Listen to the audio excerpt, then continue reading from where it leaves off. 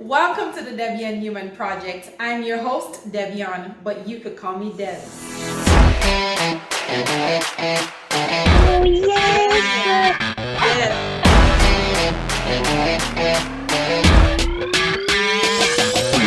Let's sit down.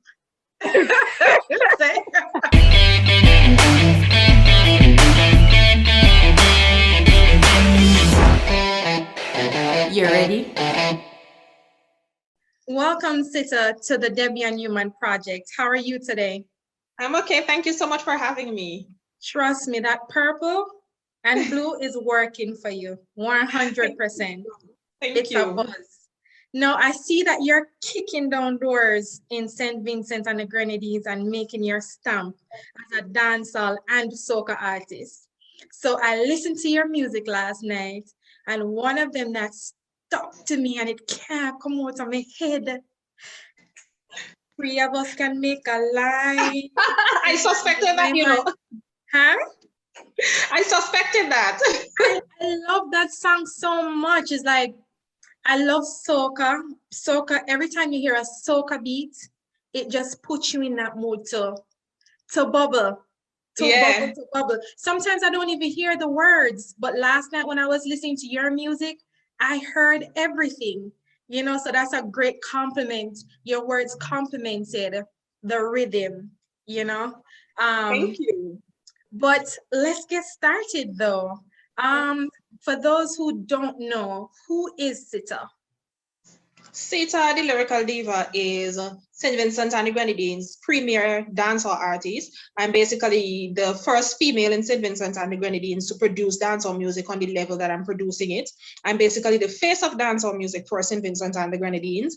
I've been doing music professionally for over 10 years.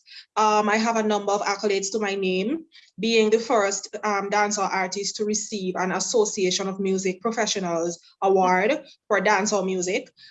Twice consecutively, the first female and the first individual from St. Vincent and the Grenadines to participate in the International Bashment Soca competition in Barbados, twice again consecutively. The first individual to be featured on a major Jamaican production, which was DeMarco's Tropical Punch Rhythm. It featured the likes of Vibes Cartel, Pam Pute, DeMarco himself, I-Octane. The first dancehall artist to be hired to perform both regionally and internationally for my country. The first dancehall artist from my island to record a music video in Jamaica, and some others that I can't really remember, but you know, it's a lot. And it keeps on climbing. Yes. But you know what? When we see our favorites out there in the spotlight, all we know about them is their music and what their physical appearance is. But who is that person behind the music? I'm the female who was practically looked upon like the one who would never make it because she was different. When I say I'm different, I'm not different because I'm trying to be different. I am naturally different. Like, I'm weird. Some people call me crazy, but I think I'm creative and unique, and I embrace that. So much so that when I started doing music, I remember I was standing, I think it was in Mesopotamia, and my friend Icon had featured me on a soca track because I had done dancehall music and he wanted me to cross over and do soca because soca is our culture. And a lady was there and she was like, the song was playing at the time, and she said, "This is a good song, but I hate that woman's voice." And I was right there. And she did not know it was me.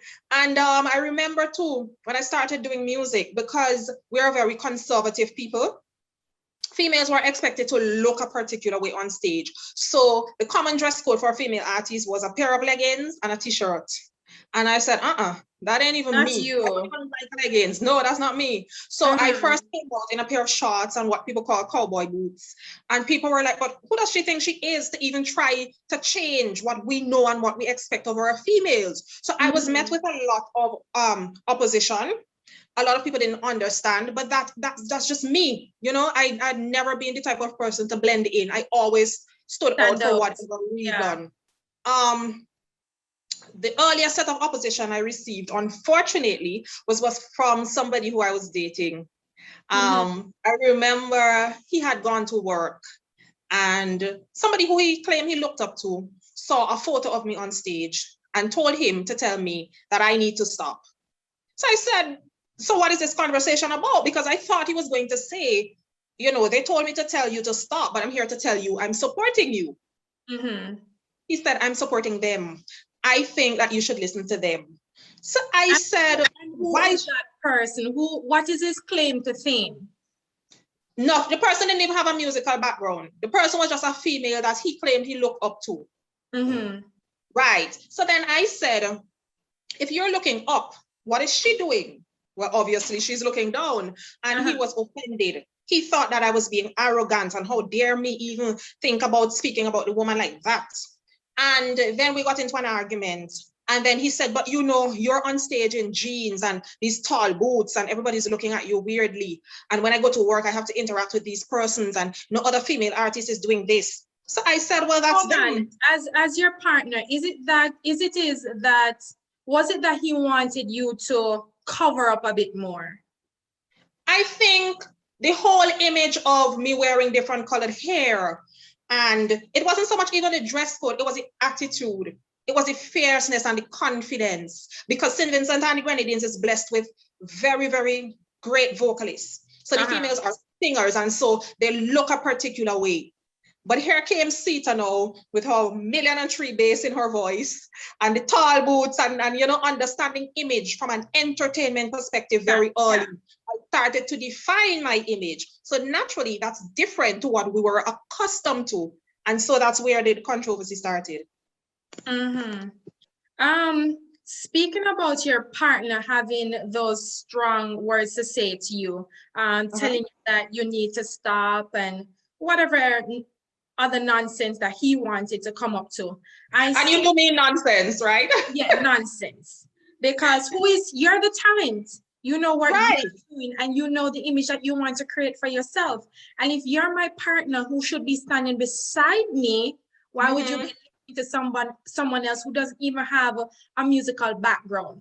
But let me ask, I noticed that there's a popular trend right now in music where females are allowing their partners to be their managers. Is that something that you have done, or is that something that you would oppose to? It's not something I would oppose to, but it's something I've never done. Again, being from St. Vincent and the Grenadines, where we are now beginning to understand the entertainment industry, I have not met anybody who I think understands what it entails, what music entails. So I do not trust them with my career to guide me on a professional front. I'm not opposed to it. Once I find somebody who knows the entertainment industry, who's business oriented, who believes in my product, who believes in me as a brand, then I have no problem allowing them to manage me.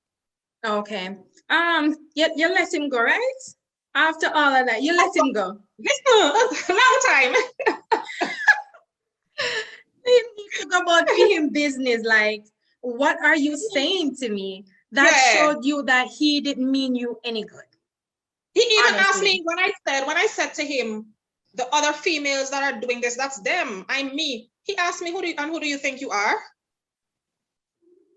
Who do you think you are? And you said, I think I am.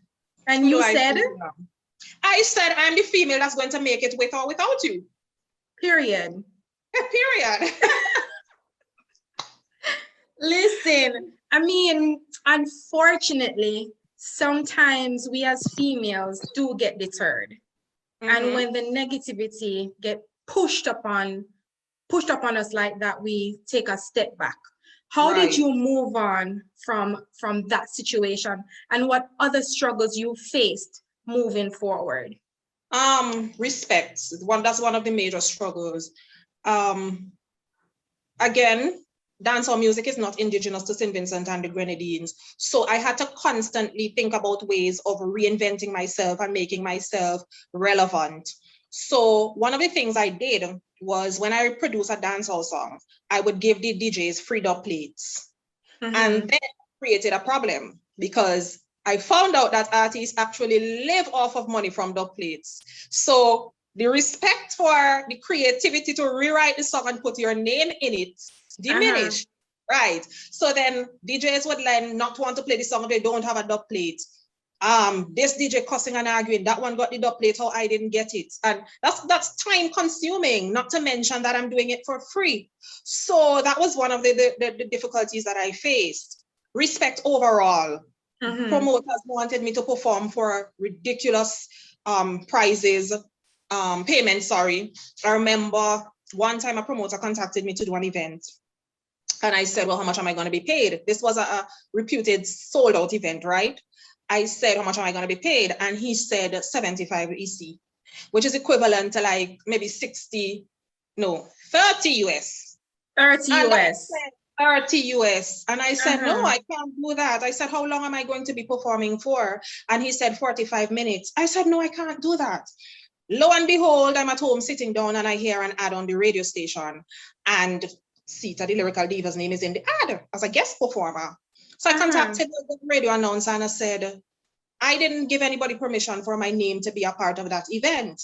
So she contacted the promoter. The promoter contacted me. And I was reasoning with him. I was not even upset because I honestly felt like he didn't understand why I did what I did. So I said, if you put me to perform, right, you put down my name to perform as part of your event, and I don't show up, it's unfair to me and it's unfair to my fans. The promoter said to me, but that's also putting a bad name on you if you don't show up. Exactly, right. The promoter responded, fans, what fans? Don't fool yourself, you would never make it. In Brighty? Yep. Listen. And I've had, no, go ahead, finish. I've had a number of those experiences, but what really changed people's mindset and attitude towards me was when I performed in St. Lucia about 2016. I performed with DeMarco. And DeMarco was like, in his Jamaican accent, what a girl bad. You're bad, That's my best imitation of Jamaican accent. I was going to ask you to give me your best imitation, but you went ahead and did it. And we exchanged numbers. And then is when I was featured on the Jamaican rhythm, Tropical Punch rhythm. So when Vincent know that I was featured on a Jamaican rhythm, a feat that was deemed impossible before, they were like, yeah, boy, maybe we have been underestimating her capabilities and maybe we need to pay her a bit more respect. That is when I found that things began to change for me. Wow, impressive. Impressive. It's a good thing that you're not the type of woman to listen to the negativity and back down, because when he asked you, like, who do you think you are, that wouldn't have been the first time you've heard that, though. No, it wouldn't have been, but you kept pushing. Right. I think it is important for you to know yourself. That's the first thing. If you do not know yourself, you're going to constantly try to reinvent yourself to please people. And I knew myself from a very young age. So because I knew myself, I knew my strengths and I knew my weaknesses. And every obstacle that came, I just looked at them as, boy, what am I doing right? If somebody critiqued me, I would listen and say, are they critiquing me because they want me to get better? Or are they critiquing me because they feel as though they're put in a position of power where they can get to speak down to me? If it was the former, then I go back to the drawing board. I say, let me try to implement some measures that were mentioned. If it's the latter, I ignore. Do you believe that you encounter these type of situations because you're a woman? Yes and no. Yes, because females are deemed as being emotional and soft. So I find that people often try to take advantage of them in the business world. No, because I live in a country where the culture is artists are not serious people. People do music as a hobby. It's not a job. So when they're presented with the opportunity to perform, the promoters behave as though they're giving them what should I say? It's a privilege for them to be on stage because they're allowing for some level of exposure for the artists, and hence the artists do not necessarily need to be paid. Because had it not been for me as the promoter allowing you this opportunity, then people would not be hearing about you. Ooh, sad. That's very sad. Very. Yeah. I was having a conversation with a friend of mine a few weeks ago, and she made a statement that stuck with me. She said that of all her years of being in music and doing music and traveling and performing, that she's never even bought a panty from Wow. doing music. What would be your comment to something like that? That's where good management comes in. But question though, did she not buy the panty because she couldn't afford after? No, no, She no. would have She paid bills. personally, with her making her own money, she can afford whatever she wants to. Right. Musically, having this being her career, she's never been able to say, yo, I'm gonna spend some money from what I've earned. Wow. And she feels like because she was female, she was beat up a lot in the Mm. industry. Wow. I think it is important for us to be strong as females and know when to draw the line. I know that just because we're female, we're expected to compromise a lot. I've heard people say, you know, you have to learn how to flirt without going past flirting if you want to get what you want. But as a female, you have to know when to say, you know what, this is too much. I deserve better. And I feel also that the playing field isn't level, because a lot of what the promoters would try with us as females, they may not necessarily try it with men because they may think that we are physically weaker, and so we may not necessarily retaliate as men would retaliate. So we have to learn how to be dominant but still yet be feminine. And you're definitely showing your dominance. You said that someone said to you that you have to learn how to flirt without going beyond flirting. But on the reverse of that, you have male producers, male managers, promoters. How do they approach you? Because so many women have the same complaint about them feeling like they have to get something from you in order for you to get something from them, and you're only trying to work. Right. In Vincent and The Grenadines, I've not really had much of a problem because, like I said, I'm not afraid to cuss nobody.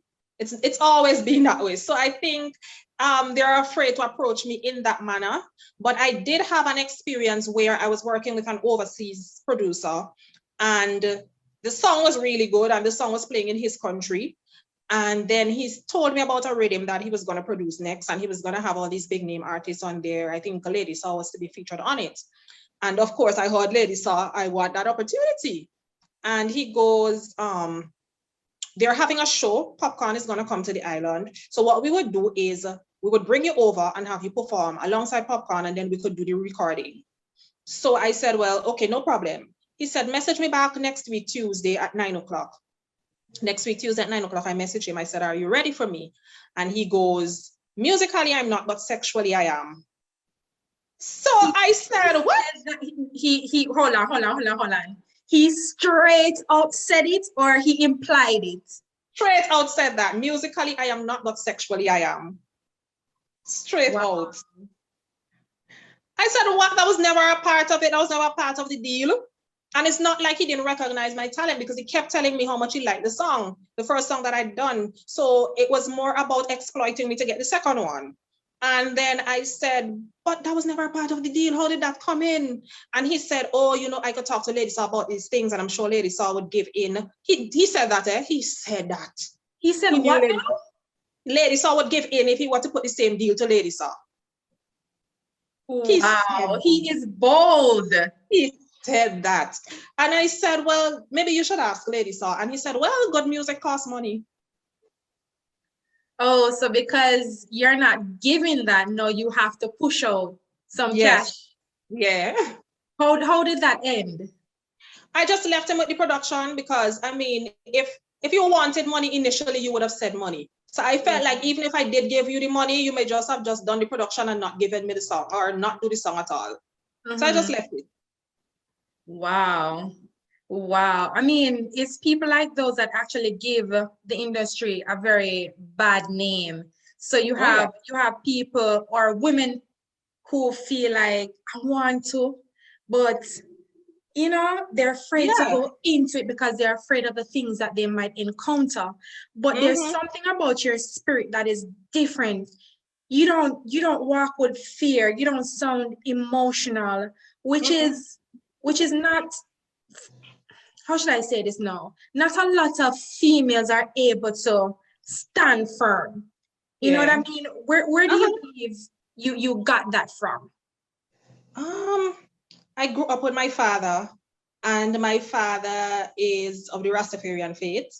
And in the 1990s, Rastafarians were heavily marginalized and discriminated against. And he sought solace in music from persons like Bob Marley and Peter Tosh.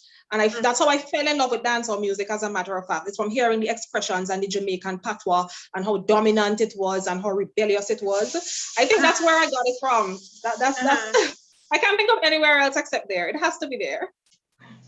All right. With your female co-workers, right? What would you say to them where you have desperate versus hungry? What would you say to them, having so much knowledge and you being so firm? A lot of times we have desperation and being hungry confused. So maybe you'll give in because you say, I'm hungry for this, I want it. Let me just give him a piece and get him off again. Desperation is when you will do anything, including devalue yourself to get what you want. Hunger is when you want it, but there's a limit to what you would do to get it. So if you're hungry for it, yes, I'm going to stay up. I'm going to write 3 songs. I'm going to go to the studio. If it means doing it over, I'm going to do it over to ensure that I sound international enough. I'm going to go and perform. I'm going to be early. I'm not going to drink if it's going to compromise my performance. That's hunger. There are 10 men in the studio, but I'm going to wait until all of them are finished recording if that's what it takes for me to get my song out. That's hunger. Performing with under a promoter who does not like you, but at least he's affording you the opportunity to perform and you're being paid. That's hunger. Desperation now comes when you sleep with people not knowing, because the possibility exists that you could sleep with them and they still not help. Yeah. Because I've heard those stories also. I've heard stories where females had gone to a producer and they had to, give in sexually. And then at the end of the production, they still didn't receive a song. And then they ended up doing it with another producer. That's desperation. That's desperation. So what you want to avoid is to be the vulnerable woman. What you want to avoid is to coming across as though I will do anything for this. And, the person starts making inappropriate remarks and then you allow it to slide because you feel like if you allow that to slide, then they would give in to you. And then the inappropriate remark comes to an inappropriate touch. And then before you know it, you've given in to something you don't even want to be a part of. Yeah, I hear you. That's strong, trust me. I've never heard it from that angle before, and I hope that your words will be able to impact someone else to stay hungry and put in the work and forget about desperation. Because it could go either way, and most likely they could diss you at any time. Because at any time, because now your name is going to be out in the street, and that is not the type of reputation that you're looking for yourself. That's true. Totally agree. So with all the hard work that you've pushed into your career, and you're seeing all these accomplishments, explain to me how you were able to be the first female from St. Vincent and the Grenadines to be booked locally or regionally, and then boom, you're on an international stage.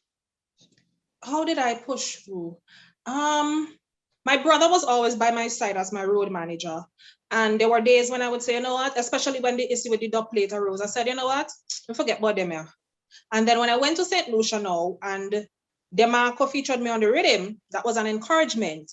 So then I traveled to Jamaica to record the music video. And while I was there, I took the mic at an event called, I can't remember now, but it's on a Thursday in Waterhouse in the ghetto area. And everybody was like, they actually thought I was Jamaican. That's the first thing. Until I opened my mouth and said, you don't know, I'm not from Jamaica, I'm from St. Vincent and the Grenadines. And everybody was impressed. And from there, I started pushing my social media. And then the international booking started coming in. What was your first international booking? New York. Tell me about that. It was really good. It was a Jamaican promoter had the event. A lot of people were there. I mash it up as usual. Mhm. It was really, really good. I was nervous at first, but it was good. It was really good. I have a number of shows coming up also in May in New York again. I'm Mhm. really, really looking forward to those also. I was watching a couple of your performances, and I saw how commanding you were, how strong you were on the stage. There are a couple of people that I saw within you, and then you can go ahead and tell me who are the people that inspire you. Okay. One, I saw Lady Saw. This is I what always hear that. I saw. The first person I saw was Lady Saw. And Uh-huh. then for some reason I heard Tanya Stevens. And then Uh-huh. again, and then I saw Lady G. Tell me, You're tell me who correct. else. I'm on point. You're totally correct.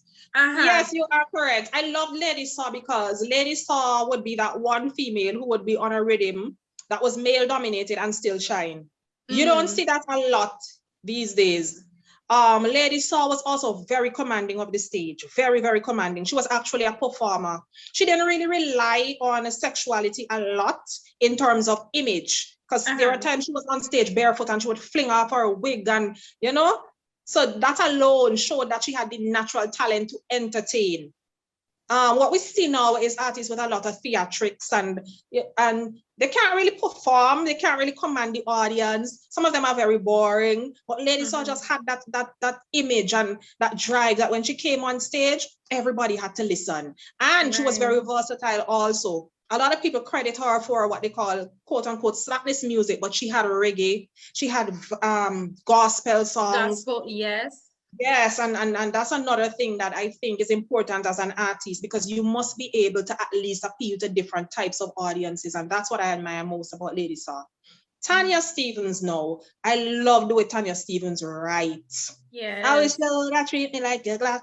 Hey. You're not like yeah. Yeah. That was a masterpiece. That is poetry in action. I Yes. really, really love that about Tanya Stevens. And she was able to tell a story via music. I remember her speaking about infidelity. I think she spoke Mm-hmm. about trust issues. She spoke about, being taken for granted by her husband. I think one time she Mm-hmm. spoke about being sexually molested. I love the fact that she was able to tell a story through music. Mm-hmm. Lady Gino reminds me of Papa San and Stitchy and those, those men Mm-hmm. who would come out and they would tell stories, yeah, but some of them were very funny and you could relate to them. That's what I admire most about Lady G. Mm-hmm. It was fun for me watching you. I won't lie, I didn't know about you before MC Nuffy Right, introduced us to you. And I'm right. happy that he did, because I feel this sense of I've been watching you for years. That's how I feel. I feel so confident in you that there's so much more to hear and see from Sita. And Uh-huh. that's actually something that I don't know. It's a perfect gift for you. Thank you. Thank You you. know, talking about people performing nowadays, it's like pull up, you drop two Yeah. line, pull As you up, reach on, pull up. Yeah. and you haven't dropped anything as yet. Yes. So to see how you were performing, it was extremely refreshing. And like I said, all those people I saw popping out, and you agreed with me, like these are the people. So it shows that you're doing your work. Thank you. Thank you. Tell me about your awards though. Okay, so the Association of Music Professionals, I won that in 2017 thereabouts. It was the first Association of Music Professional Awards ceremony to be held in St. Vincent and the Grenadines. I didn't think I would win because remember I told you I was heavily criticized and Yeah. ostracized and all of that. So I was like, they just put my name there because they want to make up the numbers. But I dressed appropriately. If you see me in my nice little dress and my heels and my nice little hair. And then Uh-huh. I heard Sita. And then I had to say a speech like on the spot. I didn't prepare a speech. That's to tell you how much I didn't think I would win. I did not prepare a speech. And then when I spoke, everybody was like, but she could actually speak, which was weird to me, but it should not have been weird because, like I said, the culture is if you're an artist, you're uneducated, and this is your hobby. So, yeah, everybody was like, wow. And I think that too was also a turning point. The second year they hosted the competition. And I said, well, I wanted 1 year, it was nice being here. And then I heard Sita and I was like, I want it again. And I was so excited that when I ran, I broke my shoe's heel and I couldn't run. I couldn't get to accept the award. My brother accepted it on my behalf. And, but I'm grateful. Listen, next time, if something like that happens to you, pick the shoes up and walk up there. Yeah, my brother said, you should have just gone.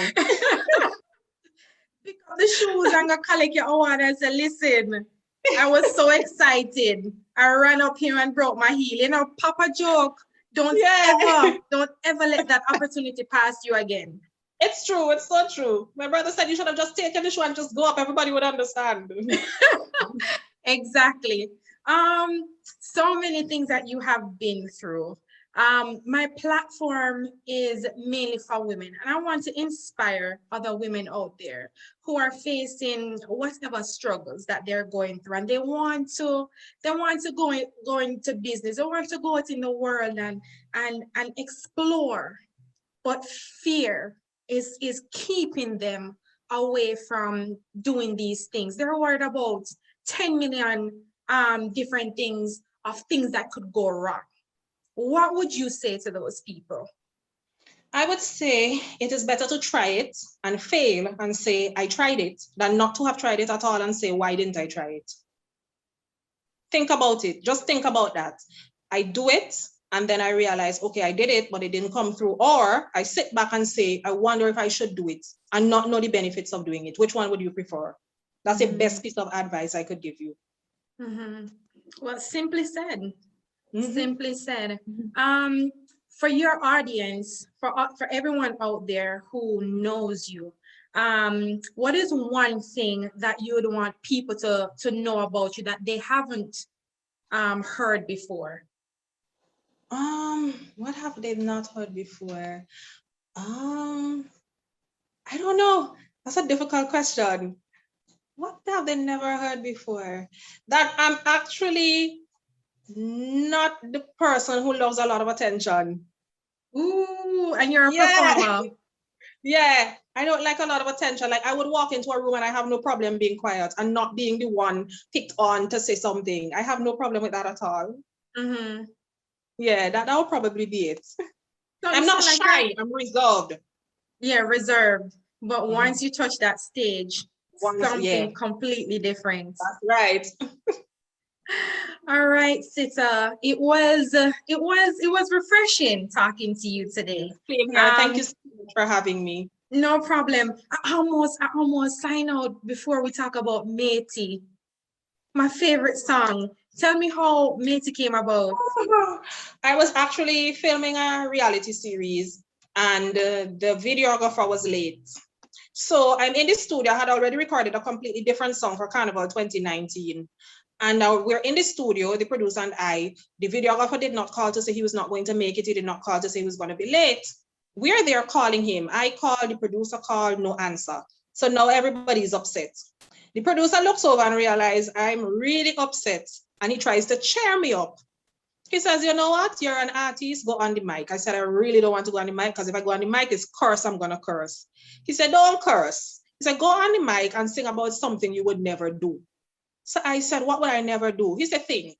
He said, would you ever fight for a man? I said, hell no. So he said, do the opposite of that. Say that you're going to fight for your man. And that's how that song came about. Oh, you build it right there on stage? Right there, the entire song, right there.